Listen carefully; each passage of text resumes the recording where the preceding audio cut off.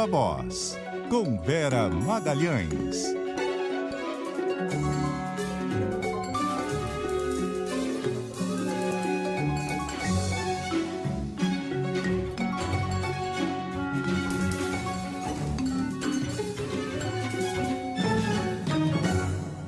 Oi, Vera Magalhães, Viva Voz, tudo bem? Boa noite. Oi, boa noite, Bocardi, Carol e todo mundo que nos ouve e nos assiste. Bom, entre os assuntos para discutirmos hoje, vamos começar aí com a guerra ou de alguma forma indireta, o ex-presidente Lula falando sobre a invasão. Eu acho que a gente tem aí grandes especialistas em política externa e o nosso noticiário está muito quente em relação à guerra, então eu, como comentarista de política, vou me ater aos temas em que a gente tem aí alguma interface com a política brasileira, né, na guerra, porque, enfim, a gente já está noticiando o resto muito melhor do que eu tenho condições de fazer. Não estou lá, não estou cobrindo no front, etc. Então, hoje tem duas dessas implicações, Bocardi. Uma delas é essa que a Isa acabou de trazer. O Brasil confirmando algo que o Bolsonaro já tinha dito há alguns dias, e a concessão de visto humanitário para refugiados e imigrantes ucranianos no Brasil. Quando ele primeiro anunciou isso, o encarregado de negócios da Embaixada da Ucrânia não foi tão efusivo a respeito dessa possibilidade, porque é considerada muito residual a quantidade de ucranianos que de fato vão vir para o Brasil, fugindo do conflito. Os países que fazem fronteira com a Ucrânia são aqueles que estão recebendo uma quantidade maior desses refugiados. O que se espera é que quem tenha família no Brasil possa, num segundo momento, migrar para cá como uma opção e aí vai se beneficiar desse visto humanitário. Uma boa iniciativa correta, necessária. Muitos países estão fazendo o mesmo, em linha com o que o Brasil costuma fazer em casos de conflitos semelhantes ou de outras tragédias humanitárias que levam a um êxodo grande de estrangeiros. Aconteceu na Venezuela, um êxodo enorme de pessoas saindo para fugir da ditadura Maduro, e aí houve a Operação Acolhida, com a chegada de vários refugiados venezuelanos. Houve, na época do terremoto no Haiti, também um grande fluxo de imigrantes haitianos para o Brasil. Então, era esperado, é bem-vinda essa iniciativa, necessária, mas a gente não deve ver um grande fluxo de imigrantes e refugiados ucranianos no Brasil, pelo fato de que a gente não tem um grande número de ucranianos aqui e não tem fronteira, a distância é muito grande, são fatores que acabam levando a que o Brasil não seja um destino preferencial. Em relação ao que você falou, o ex-presidente Lula teve novos eventos da sua viagem ao México nessa semana. Ele teve ali, fez discursos na Câmara e deverá discursar também agora à noite no Senado. Ele está acompanhado de alguns petistas aí bastante históricos, né, da história do partido, que foram seus ministros ou ministros da ex-presidente Dilma Rousseff, então com a Gleice Hoffmann, presidente do PT, com o ex-chanceler Celso Amorim, com o ex-senador, ex-ministro Aloysio Mercadante. E hoje ele foi mais enfático e mais taxativo na condenação da invasão da Ucrânia. Então ele não falou só genericamente em manter a paz, ele disse que toda invasão a um país soberano, a um país independente, tem de ser rechaçada e tem de ser combatida pelo resto do mundo. Foi mais textual, mais enfático e procurando sempre se diferenciar do Bolsonaro. Esse giro internacional que o Lula está fazendo complementa um que ele fez no fim do ano passado, quando ele esteve na França, depois esteve na Argentina, agora no México. Todos esses países têm presidentes de centro ou de esquerda, então o Lula procurando se mostrar alguém com trânsito em várias correntes políticas e entre lideranças de diferentes matizes políticos. E o que me chamou a atenção, Carol e Bocardi, é que ele não vai à posse do presidente do Chile no dia 11 desse mês. Ele enviou uma carta ao Boric agradecendo o convite, mas vai evitar um certo constrangimento diplomático por aparecer ele não sendo um chefe de Estado, quando o chefe de Estado do Brasil disse que não vai e vai mandar o vice como representante. Então, o Lula achou que, nesse caso, ficaria uma confrontação muito explícita, ele querendo substituir, entre aspas, o chefe de Estado brasileiro, sendo que ele é um ex-mandatário. Então, mandou só uma carta e deverá ir, num futuro, ao Chile para fazer essa visita. Ele surfa um pouco nesse fiasco internacional que é o Bolsonaro, né, Vera? Mas ali, tendo um representante brasileiro, no caso o Mourão, acho que ele achou que seria indelicado, né? Exato. Em Honduras ele já tinha feito a mesma coisa, mandado uma carta e outros representantes do PT foram até lá e ele não, e deverá fazer o mesmo agora. É provável que a Gleisi ou outro enviado do PT compareça a essa posse, mas aí não vai ser tratado com honras de ex-chefe de Estado, deverá ficar ali no público geral que vai comparecer à posse, e o Lula iria num segundo momento. Certamente essa estratégia dele é para se contrapor ao Bolsonaro no fronte externo, pelo fato de o presidente brasileiro estar cada vez mais isolado em relação a alguns países, principalmente da Europa e aqui também no continente. Então é esse esforço do Lula em resgatar essa aura de chefe de Estado que ele teve, etc., vai ser usado na campanha. Você vai colhendo imagens, né, do Lula atualmente, ao lado de lideranças, no passado, quando presidente. Isso certamente vai ser usado como narrativa nos programas de campanha do Lula, quando o horário eleitoral começar.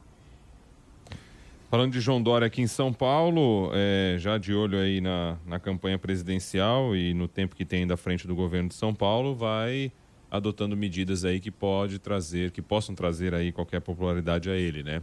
Vai ter, inclusive, certamente na próxima semana, já falando muito em anúncio em retirada de máscara e tudo mais. Hoje foi proposta de aumento de salário para os servidores. Exato, Bocardi demorou um pouco para enviar à Assembleia o projeto, ele já tinha anunciado esse aumento desde o fim do ano passado. Foi uma espécie de corrida do ouro de vários governadores, anunciando reajustes para os seus servidores, de olho nas eleições, certamente. E aqui em São Paulo, o pacote do Dória inclui 20% para profissionais da área de saúde e para profissionais da área de segurança, incluindo ativos, inativos, pensionistas, e 10% lineares para o restante das categorias, para as outras carreiras do funcionalismo. Ele faz essa distinção dos profissionais de saúde e dos de segurança com o objetivo também de uma narrativa eleitoral ali, que lhe garanta alguma melhora nos indicadores, nas intenções de voto. Os profissionais de saúde por conta da pandemia, então vai fazer o discurso de que eles foram muito importantes e fizeram um grande papel no curso da pandemia. E nos profissionais de segurança, o Tucano tenta fazer frente a uma clara predileção e uma entrada maior que o bolsonarismo tem nessas forças. Isso já foi verificado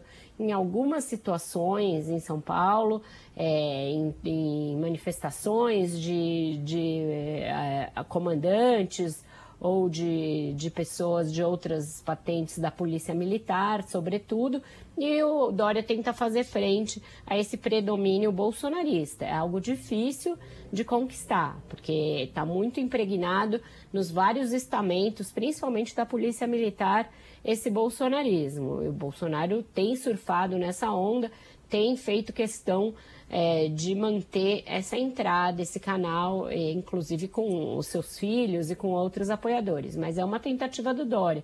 Como você falou, Rodrigo, vai ter várias outras oportunidades aí para ele posar para fotos e anunciar entregas, como se gosta de dizer nesse jargão dos políticos, até ele deixar o cargo em 31 de março. Algumas dessas programadas são a reinauguração do Museu do Ipiranga, o projeto de despoluição do Rio Pinheiro, sobre o qual ambientalistas têm várias dúvidas sobre se está de fato despoluído e em que medida, em que grau o Rio Pinheiros, que é um grande cartão de visitas, um dos carros-chefes de obras planejadas pelo Dória.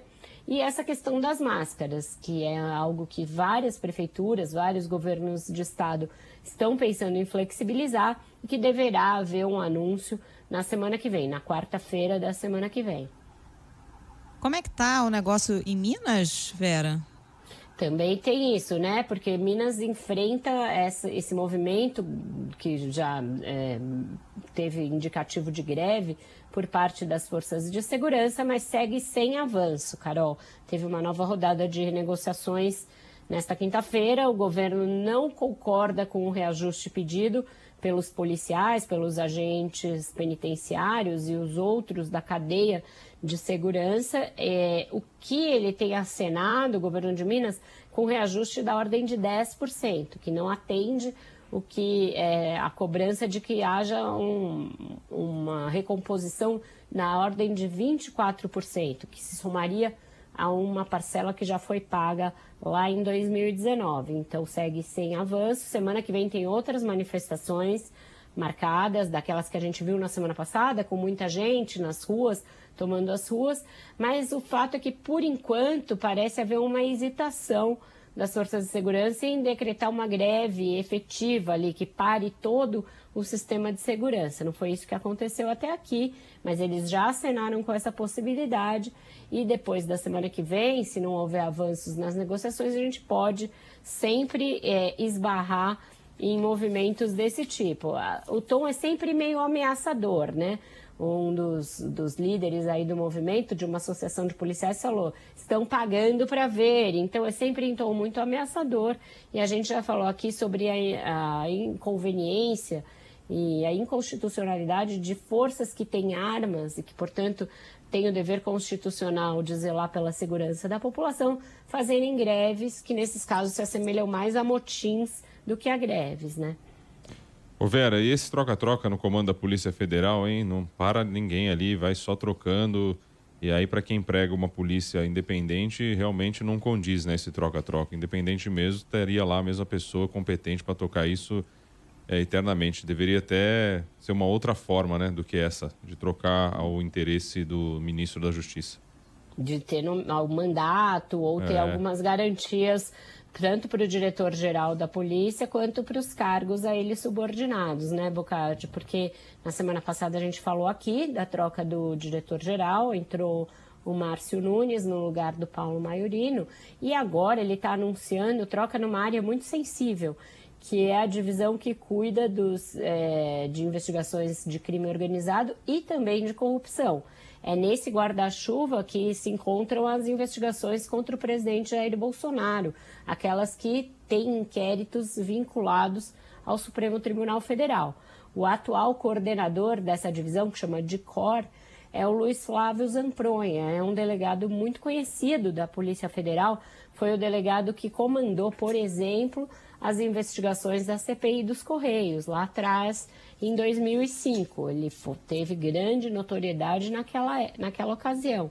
Ele é o atual diretor dessa divisão, deverá ser afastado para que outro seja designado no lugar dele. Aliás, correção, o Zampronha ele coordena os inquéritos junto aos tribunais superiores, mas vai haver uma troca geral dos cargos nessa divisão, inclusive nesse cargo, e a grande... o que se fala ali entre os policiais, entre os delegados, é que a razão não é outra senão o fato de que o presidente está sendo admoestado em vários desses inquéritos, né? A gente teve o inquérito que tratou do vazamento de outro inquérito sigiloso sobre hackeamento de site do Tribunal Superior Eleitoral. A gente tem um inquérito que trata da própria interferência política na PF, a partir das acusações do ex-ministro Sérgio Moro. E é isso que se quer paralisar, evitar que haja consequências nessas investigações. Talvez em um ato de resistência a essas mudanças e a essas interferências, hoje foi aberto por uma delegada um outro inquérito para apurar se Bolsonaro cometeu crime ao associar o aumento de casos de AIDS à vacina contra a Covid-19, uma daquelas fake news bizarras que o presidente da República divulgou no auge da pandemia E isso suscitou reclamações junto ao Supremo Tribunal Federal e agora a delegada Lorena Nascimento está determinando a abertura de um inquérito para investigar isso. Então, você veja que a PF ali, os seus quadros técnicos, seus quadros de servidores, resiste a essas tentativas sucessivas de ingerência e de dominação política das suas atribuições, né? Vera, e essa história do fundo eleitoral, hein? A gente falou também já sobre isso aqui no programa. O Supremo já formou maioria para confirmar o fundão de 4,9 bi. Já era esperado, os ministros dizem que a eleição tem que ser custeada de alguma forma, mas a questão é o valor, né? Quase 5 bilhões é muito dinheiro. Vera, esse assunto é esperado aqui. Todo mundo perguntando se a gente eu até sugeri, mas depois deixei, porque pelo cronograma que você colocou, para mim deveria ser a abertura da nossa conversa aqui. Considero o assunto mais importante desse dia de hoje. Porque ele é complexo. Pela forma ali da gente tratar PF, Entendi. Supremo, tudo meio por editorias, mas você tem razão. Mas é muito complexo porque tem toda a argumentação do STF, muita gente dizendo, mas a crítica é só sempre ao governo federal e nunca ao STF e tal. Os ministros tentaram lá dizer, olha, a gente não concorda com o valor, né? O valor é muito alto, tal, mas também não cabe a gente decidir essa questão do valor. O legislativo, a gente já sabe com todos os seus interesses, né? E o executivo também como entra nessa história toda. A gente estava falando agora há pouco, você estava falando de aumento para servidores, né? No estado de São Paulo. E a gente vem, o país, e aí, para lamento ou para crítica a mim, pelo que vou dizer agora, dos servidores, é isso. É um país com uma carga tributária, uma carga tão elevada do sistema público, e aí falando de servidores, está falando de aumento em São Paulo, quantos bi, né? A gente até falou aqui sobre isso, e agora vem mais, no governo federal também gigantesco, o serviço público no Brasil, ele consome muito, né, dos nossos valores, do nosso dinheiro, dos nossos impostos. E aí vem um fundão eleitoral também de 5 bi para aumentar. Nunca falta dinheiro para isso. E depois, que país que nós queremos, Vera Magalhães?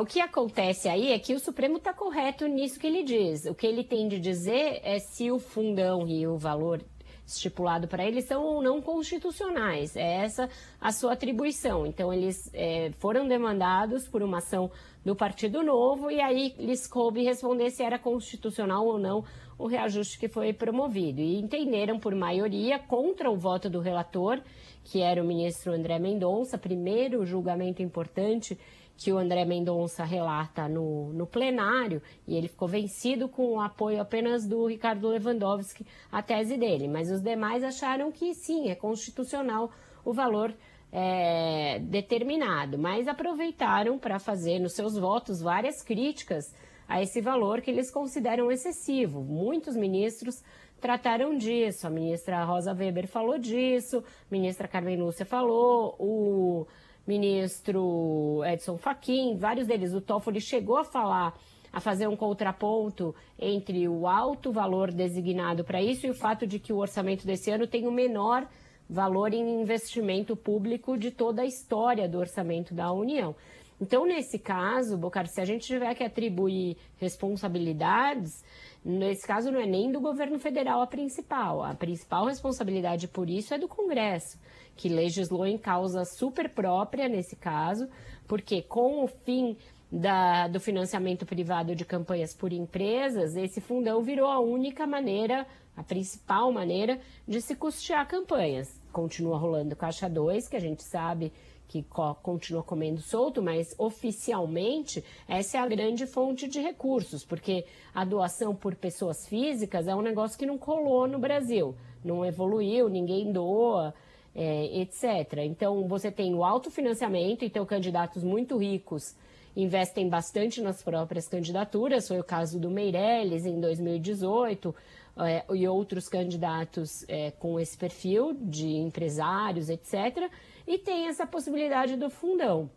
Eu acho que o grande erro original, e eu acho que isso é uma posição muito controversa, mas que é minha histórica há muito tempo, foi terminar com o financiamento privado de campanhas e torná-lo público, porque é um ônus muito grande sobre o orçamento da União, que deixa justamente de ser investido em outras áreas, quando o que você teria de fazer era regulamentar o financiamento de empresas de forma que não houvesse uma grande corrupção e um grande toma lá da cá nessa relação que existe em muitos países democráticos, de doação por parte de empresas. Mas era um clamor histórico de partidos de várias cepas. O PT era um dos defensores do financiamento público de campanha.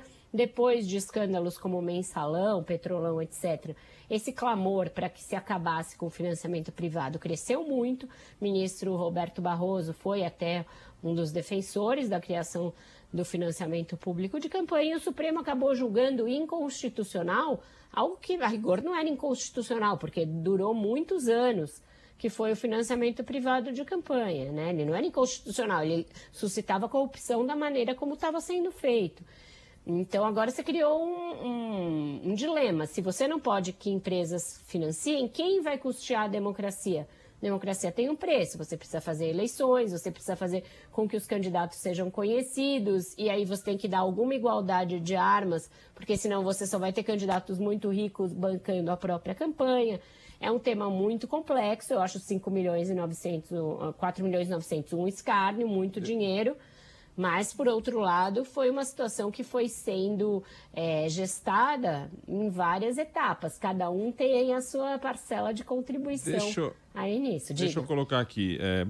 O Brasil enfim, depende da avaliação que é feita, mas está lá no quinto país que mais gasta com servidor no mundo, valor muito maior do que gasta com saúde, por exemplo. É só falando da questão do servidor. Voltando à questão eleitoral. Ô Vera, você coloca, né?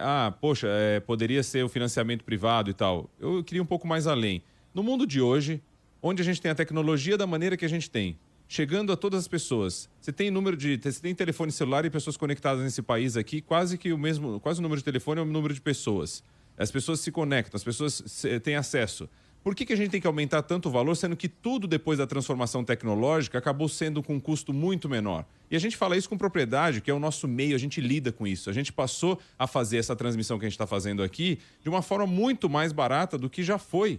A gente conecta aqui numa internet e a gente está falando com todo mundo. Só basta as pessoas chegarem até aqui. WhatsApp, a gente tem aí um presidente que foi eleito basicamente por isso. A gente falou muito sobre. E agora, por que as campanhas têm que custar e por que tem que ter esse dinheiro? Por que ninguém discute uma maneira de fazer campanha, independentemente do financiamento, fazer campanha mais barata e obrigar a fazer campanha mais barata? Tenho certeza que a gente vai ter o mesmo resultado, um resultado melhor, porque não vai ter esse custo todo. Você traz um ponto importante. De fato, o fim do financiamento privado de campanhas levou a um barateamento, pelo menos daquilo que é declarado, né, do valor oficial das campanhas. Baixou muito o gasto com marqueteiro, baixou muito o gasto com produção de programa de TV, e isso é um aspecto virtuoso, um aspecto benéfico do fim do financiamento privado. E você teve 2 eleições já, de 2018 e a de 2020, realizadas sob esse modelo e com um valor bem inferior aos 5 bilhões. Então, daria para ter um valor menor, mas aí é isso, né? Os deputados fizeram uma campanha barata em 2018 e não querem repetir isso, querem elevar esse valor, mesmo porque os partidos que têm candidato a presidente gastam uma boa parte desse dinheiro com seus candidatos a presidente. Então, o que os deputados e senadores fizeram foi aumentar o bolo geral para sobrar mais dinheiro para eles ali no rachuncho do fim do dia, né? Quando esse valor do fundo eleitoral for dividido internamente entre as várias candidaturas. Então, totalmente legislando em casa própria, daria, claro, para as campanhas serem muito mais baratas. 2018 e 2020 mostraram isso, mas foi um fato em que o corporativismo do Congresso falou muito mais alto. Vamos com a música, Vera? Vamos com a música. Vamos falar música, em dinheiro? Então, vamos falar de dinheiro, né? É isso, ainda no espírito carnavalesco, me dá um dinheiro aí, né? Que é o que todo mundo quer, servidor, policial, deputado, senador, todo mundo quer dinheiro. Você aí, me dá um dinheiro aí, me dá um dinheiro aí. Você aí, me dá um dinheiro aí, me dá um dinheiro aí. Não vai dar não. Você vai ver a grande confusão. Eu vou fazer cair. Me dá, oi, me dá um dinheiro aí. me dá um dinheiro aí, gente, pra No fazer... caso, ei, você aí somos nós. É, isso aí. Pra fazer campanha com dinheiro público é fácil, né? É, assim vai. Não é meu mesmo? Vamos lá. Obrigado, Vera. Boa noite. Tchau, gente. Até amanhã. Tá, Vera.